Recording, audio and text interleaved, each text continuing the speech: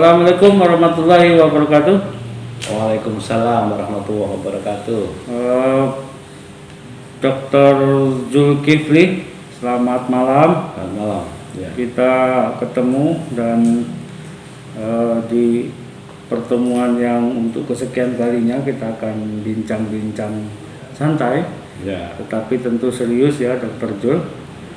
Dan para netizen, YouTuber dimanapun Anda berada, kita bertemu kembali dengan Dr. Jul yang selama ini sudah memberikan informasi dan memberikan komunikasi kepada publik tentang bagaimana perkembangan negara dan bangsa Indonesia. Sebelum kita masuk perbincangan yang cukup mendalam soal Konstitusi Negara Kesatuan Republik Indonesia, ada satu hal yang tidak bisa terpisahkan, Dr. Jul, bahwa di momentum kemerdekaan Negara Kesatuan Republik Indonesia yang baru-baru ini kita peringati Ya. hari kemerdekaan 17 Agustus 2021. Yang tidak bisa dipisahkan terhadap keberadaan negara itu adalah konstitusi. Tetapi kita sebelum bicara konstitusi itu, kita akan bicara tentang bagaimana ini sebetulnya dokter-dokter yang dulunya berjuang untuk mempersatukan bangsa Indonesia, untuk memerdekakan bangsa Indonesia, tapi gimana nih kondisi para dokter kita ini sekarang? Sebetulnya banyak ya dokter yang sangat peduli terhadap masa depan bangsa dan negara ini. Tapi kan kita tahu bahwa pandemi COVID-19 ini banyak teman-teman sejawat saya yang harus gugur, dan itu tentu mempengaruhi teman-teman yang lain, sejawat-sejawat lain untuk melakukan banyak hal tentang negara dan bangsa ini. Kita tahu bahwa memang pada masa lalu itu di Stovia tepatnya ya, kita tahu 1908 itu para dokter bergabung untuk membentuk yang namanya Budi Utomo. Saya kira kondisi ini atau sejarah ini akan berulang melihat kondisi situasi bangsa dan negara ini. Ya. Kalau tadi disinggung masalah peringatan proklamasi kemerdekaan, saya kira itu kan baru teks. Tapi sebetulnya kalau kita amati dengan jujur, kita ini belum lepas dari penjajahan. Apalagi dengan terjadinya kudeta konstitusi. Saya sebutnya tidak pakai istilah amandemen, kudeta konstitusi pada tahun 2002, di mana undang-undang dasar kita diganti dengan undang-undang dasar yang baru. Itu negara berubah jadi negara kebangsaan menjadi negara korporasi. Jadi namanya dari nation state menjadi corporate state. Saya kira ini sejarah berulang. Dulu kita negara ini juga dikuasai oleh korporasi yang namanya VOC. Dan ini sekarang berlangsung lagi. Tentu ini saya banyak sejawat-sejawat saya dokter yang sering berdiskusi dengan saya. Tentu kita harus melanjutkanlah perjuangan para pendahulu dulu, dan harus bagaimana yang harus kita lakukan. Sekali lagi saya ulang bahwa memang tahun 2002 itu terjadi kudeta konstitusi. Orang tidak tahu bahwa undang-undang dasar kita ini sudah diganti dengan undang-undang dasar yang lain. Yang sama cuma pembukaannya, tapi namanya sudah lain. Kalau di Undang-Undang Dasar yang 45 itu kan yang pakai dekret Presiden 5 Juli 59, sebutannya itu Undang-Undang Dasar 45.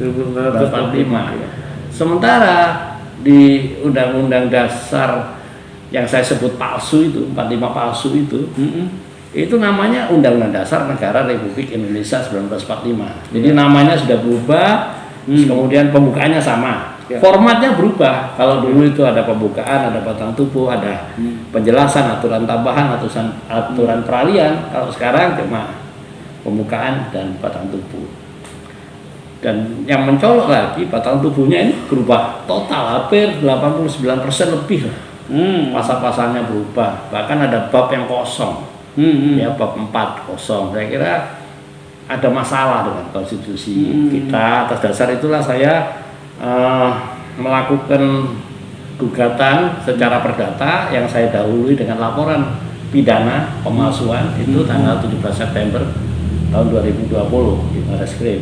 Berarti hampir 1 tahun ini ya? Iya, 1 tahun. Kemudian saya lanjutkan dengan gugatan secara perdata perbuatan melawan hukum di Pengadilan Negeri Jakarta Pusat dan prosesnya berlanjut sekarang pada proses banding di Pengadilan Tinggi dan saya sudah dapat surat dari pengadilan bahwa tergugat dalam hal ini MPR sudah mengajukan kontra memori, terus kemudian tergugat 2 presiden juga sudah melakukan kontra memori dan itu sudah saya terima. Sebelum ke situ saya ingin mendalami soal kenapa ini harus dipermasalahkan sementara kebanyakan orang menerima itu, menikmati, sudah berdemokrasi gitu-gitu seolah-olah bahwa sudah semakin maju. Apakah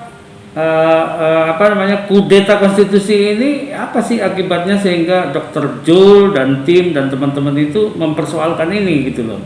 Begini, kalau tadi disebut demokrasi ya. Iya. Demokrasi itu sebenarnya demokrasi transaksional. Pertama kita lihat bahwa ini demokrasi yang sangat mahal. Dan kalau ngomong demokrasi yang terbayang oleh orang adalah semua diserahkan pada rakyat, gitu kan? Supaya semua punya suara. Tapi nyatanya kan tidak begitu. Oke. Satu contoh calon bupati, calon wali kota, itu harus dapat rekomendasi dari ketua umum partai. Jadi ketua umum partai ini yang menentukan. Karena bukan demokrasi namanya. Bahkan ada calon dari bawah dimentahkan oleh keputusan dari ketua umum partai politik. Nah, dampak yang paling besar dalam kudeta konstitusi ini adalah perpecahan bangsa. Misalnya ya di DKI Jakarta. Ya, waktu itu ada yang mendukung Ahok, ada yang mendukung Anies gitu kan. Bahkan setelah itu ada Pilpres, terbelah kita menjadi 20102 gitu kan. Nah, sementara para peserta pemilihan itu sudah menyatu, tapi rakyat kita lihat ya di media-media masih ribut terus, ya. Ada sebutan cebong, ada sebutan kadrun. Terus kapan kita membangun bangsa ini? Satu contoh masalah pandemi COVID-19 ini. Ini persoalan serius loh. Iya. Bukan persoalan sepele, ya kan? Yang diumumkan adalah tentang jumlah korban. Kita perlu penanganan yang lebih sistematis, lebih terukur gitu kan. Langkah-langkah apa yang harus ditempuh? Banyak kebijakan-kebijakan yang menurut saya saya langsung aja tidak masuk akal. Gitu. Selain istilahnya berganti-ganti, kapan bisa tersosialisasi ke rakyat kalau istilahnya ganti-ganti? Ya. Kemudian langkah-langkahnya juga lucu. Dari sisi demokrasi menimbulkan perpecahan dengan kudeta konstitusi. Pasti. Dari sisi kedaulatan dan sisi ekonomi apa yang paling? Kalau bicara kedaulatan dan kedaulatan itu ada di tangan rakyat. Ya, dulu diwakili dilaksanakan sepenuhnya oleh Majelis Permusyawaratan Rakyat. Sekarang nggak ada kedaulatan rakyat, yang ada kedaulatan partai yang terbukti oligarki. Kalau kita mau jujur dan mau teliti, ya, yang di Senayan itu tidak mewakili rakyat, mewakili partai aja masih bagus, tapi mereka mewakili korporasi-korporasi. Nah ini yang Dr. Jul duga seperti VOC zaman dulu yang bermetamorfosis menjadi holding company besar, korporat yang ingin menguasai negara sebetulnya. Memang itu yang terjadi itu. Jadi sebetulnya belum merdeka kalau begitu. Belum, itu kan cuma pernyataan kemerdekaan. Tapi realitanya belum merdeka, belum merdeka. Rakyat tidak merasakan kemerdekaannya. Hanya elit tertentu dan hanya ini kan kolaborasi antara politisi busuk dan konglomerat hitam. Menurut saya begitu. Jadi proses yang hengki-pengki ya, bisnis yang menggunakan kekuasaan, kong kali kong gitu-gitu ya. Iya, tidak ada bisnis real. Korupsi. Orang berusaha ya dengan berkeringat mendapatkan hasil itu hanya terjadi di masyarakat bawah. Yang di atas Ya, di di atas percaloan saja, Ya, percaloan dari satu proyek dapat karena nepotisme, karena kolusi, dijual, disubkan ke orang lain, gitu kan? Karena korupsi juga ya. Iya, itu korupsi itu jelas. Karena kita kan lihat sendiri, ya kan? Sampai untuk bantuan sosial dalam masa pandemi seperti ini dikorup juga. Dan kita masih lihat. Kalau lebih jauh sebelum kita diskusikan soal konstitusi tadi, Dr. Jol, Dr. Jol kan juga semacam apa? Dulu juga pernah di legislatif ya, atau dulu di zaman Orde Baru atau Orde Lama dengan Orde Reformasi dengan Orde sekarang ini, apa nih yang terjadi sebetulnya? Penurunan atau malah Ya, peningkatan? jelas penurunan lah. Ya, Penurunan. Kita dulu masih kenal yang namanya vokalis lah gitu ya. ya. Kita tidak dikendalikan oleh partai kita. Ya, kita bebas membicarakannya. Kalau kita sudah masuk di parlemen, kita masuk di sebagai legislator, kita masih punya hak untuk suara. Ya. Sekarang Sekarang dikendalikan. dikit-dikit recall, Ya. antar waktu, gitu kan? Jadi saya kira kita banyak kemunduran lah, banyak sekali kemunduran. Dan ini kalau dibiarkan, ya, mengancam kelangsungan hidup berbangsa dan bernegara. Ya, kalau kita ini kan punya falsafah yang namanya Pancasila. Kalau kita urai satu-satu, ini penyimpangannya sudah mulai sila pertama sampai sila kelima.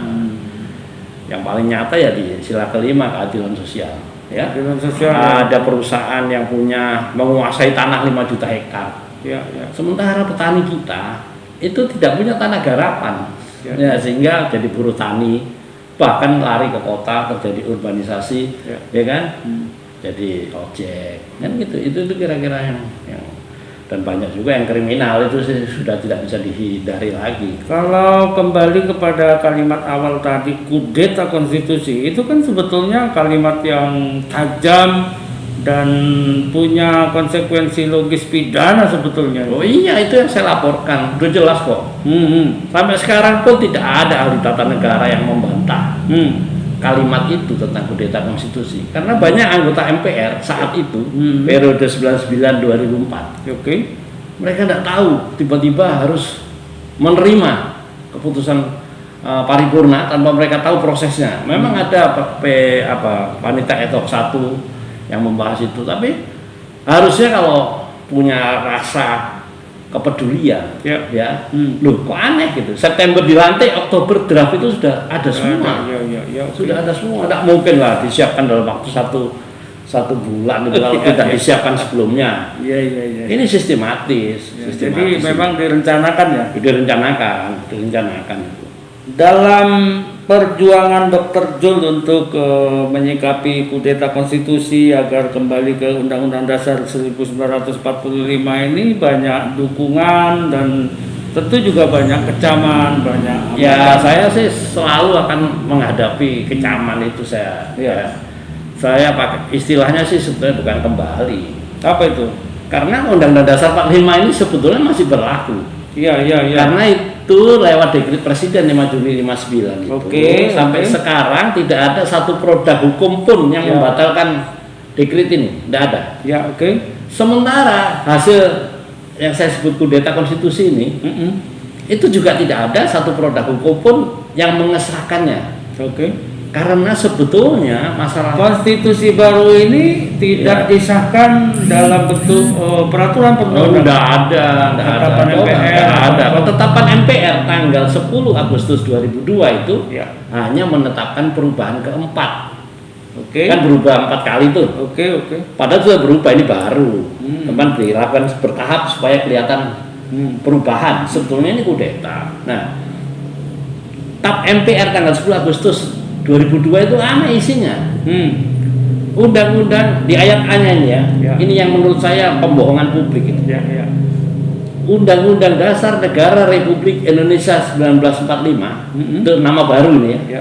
Sebagaimana telah mengalami perubahan pertama, kedua, ketiga dan perubahan keempat ini adalah Undang-Undang Dasar Negara Republik Indonesia yang ditetapkan pada tanggal 18 Agustus 1945 dan diperkuat oleh dekret Presiden 5 Juli 59. Aneh nggak ini? Iya, Ya kan? iya. Yang dirubah ini dikatakan, ditetapkan 18 Agustus. Ini kan pembohongan publik, gitu loh. Dan yang di parlemen itu kan sehari-hari bertemu dengan ini.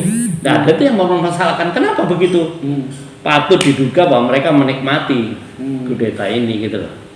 Terjadi transaksi, terjadi rente, ya kan gitu. Perkembangan dari tuntutan apa ini kudeta konstitusi melalui jalur pengadilan ini udah sampai di mana? Sekarang sudah sampai proses banding. Proses Dan banding saya di berharap tingkat pengadilan tinggi. pengadilan tinggi. Iya, saya tetap akan melawan terus bahwa ini memang tidak betul.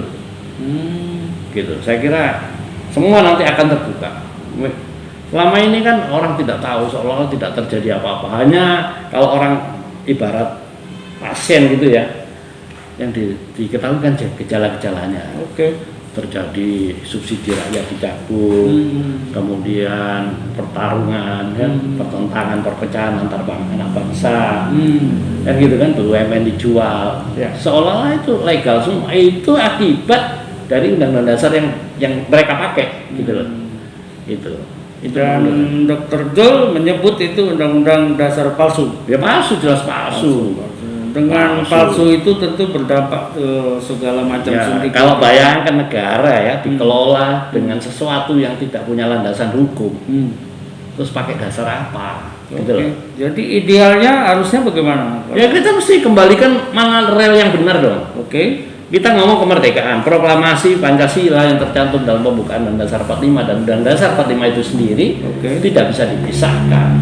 Gitu. Ketika salah satu unsur ini diganti, sebetulnya boleh dikatakan bubar negara ini sebetulnya. Hanya karena mungkin negara ini dilindungi dan rahmat Allah aja masih berlangsung seperti ini gitu. Ya. Nah, begitu. Luar biasa. Jadi harapan Dr. Jul terhadap perjuangan ini apa sebetulnya kepada Ya para semua dokter, tentu. pada para akademisi, ilmuwan. Ya saya akan menyampaikan ini pada semua pihak. Ya. Saudara-saudara kita sebangsa dan setanah air, mudah-mudahan saya berharap semuanya sadar bahwa kita selama ini telah keliru jalan.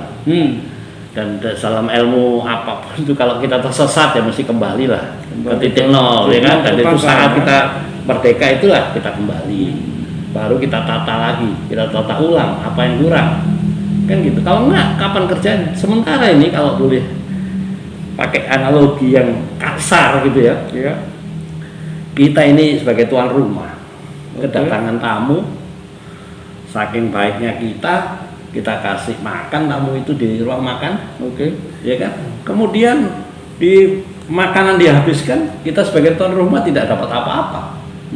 Nah sekarang sudah mau masuk ke kamar tidur kita, gitu. Dan kita tidak ada upaya untuk mengetahui bahwa ini sangat biasa-biasa saja. Jangan mau ngambil istri kita gitu. Ya kira-kira gitu lah. Ya, luar biasa. Berapa tahun ini sudah Dr. Jul berjuang ini? Saya terus terang sejak amandemen itu saya sudah amandemen pertama atau? Iya, mulai 2002 itu saya diajak oleh para 2002. senior purnawirawan. Siapa TNI. saja misalnya? Banyak yang sudah almarhum sebetulnya ya, kayak Pak Amin Haryoso, terus Pak Teddy, Pak Teddy Rusdi, Pak Iya. Teddy Rusdi. Iya, terus? Nah, banyak sekali pokoknya yang saya tadinya saya sendiri juga tidak mengira bahwa terjadi satu kejadian yang luar biasa. Bahkan ada seorang jenderal yang saya indikasikan terlibat di dalam proses ini mengatakan ini sudah terjadi silent revolution, revolusi senyap katanya. Dengan bangganya dia mengatakan begitu. Kalau Pak Tri Sutrisno sudah enggak?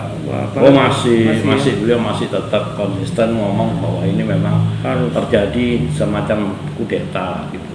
Saya mau juga baca beberapa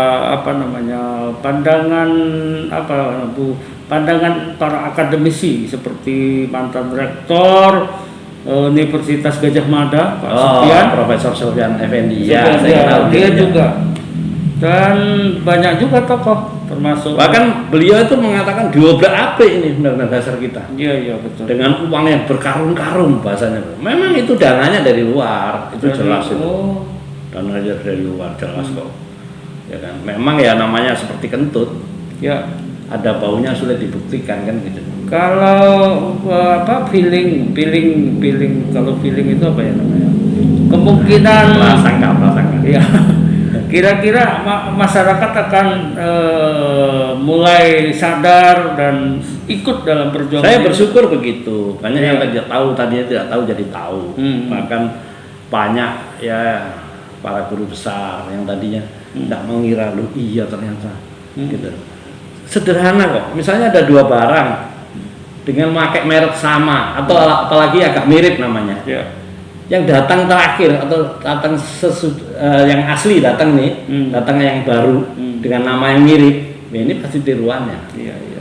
Tiruan. Kalau bahasa anak gaul ya KW lah gitu ya. Dari pendekatan hukum menuntut di pengadilan sudah, dari sisi sosialisasi kepada masyarakat sudah mulai. Ya, kemudian dari pendekatan politik ada nggak mungkin mendekati partai-partai politik? Saya waktu gugat itu kan saya gugat juga seluruh partai politik yang ada di parlemen ya. Oke. Yang datang cuma satu partai.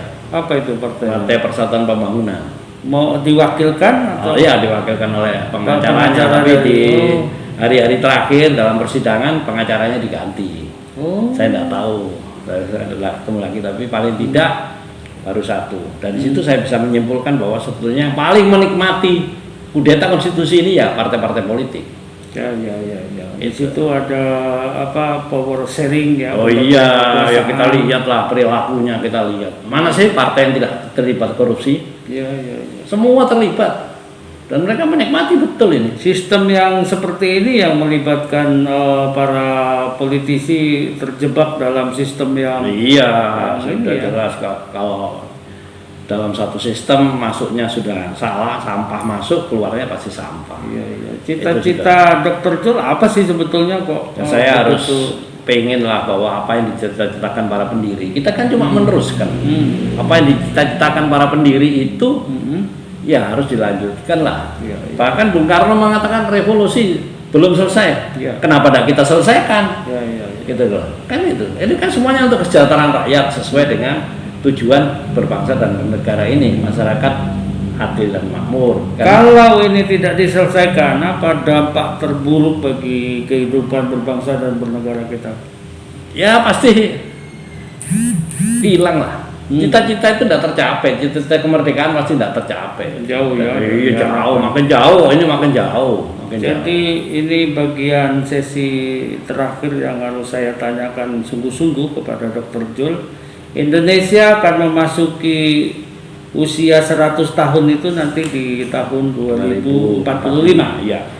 Indonesia emas. Ya. Dan saat ini dari sisi kependudukan bangsa Indonesia sedang menikmati bonus demografi sampai puncaknya itu dari 2010 sampai 2050. Puncaknya di 2020 dan 2030. Bonus demografi Indonesia emas itu tentu harus dihantarkan oleh sistem dan konstitusi yang betul-betul baru ya atau apa? Atau ya saya kira tidak baru. Para pendiri negeri ini kan bukan orang-orang sembarangan.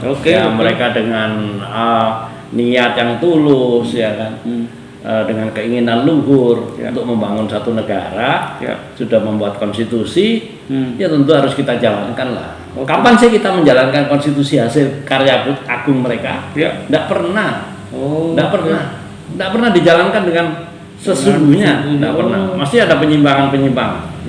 Nah saatnya kalau kita ingin mencapai Indonesia emas ayo kembali seperti cita-cita para pendiri. Gitu loh.